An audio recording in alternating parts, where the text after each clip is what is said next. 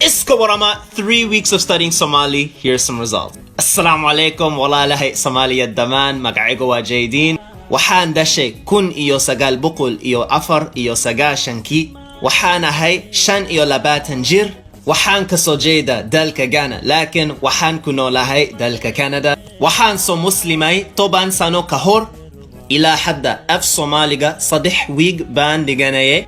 af Soomaaligu waa afka shanaad ee aan ku hadlo. waxaa kale ee aan ku hadlaa af Ingiriisi, Carabi, Faransiis iyo af Malay. af Soomaaligu waxaan u baranayaa jacayl aan u qabo dadkayga Soomaaliyeed iyo dhaqanka Soomaaliyeed. run ahaantii waa af aad u adag af Soomaaligu laakiin waan sii wadi doonaa barashadiisa inshallah. I know my pronunciation is terrible, guys. Right now I'm focusing on the grammar and inshallah my pronunciation will improve. Somali is one of the hardest languages in the world, but I'm gonna get there. Wariya!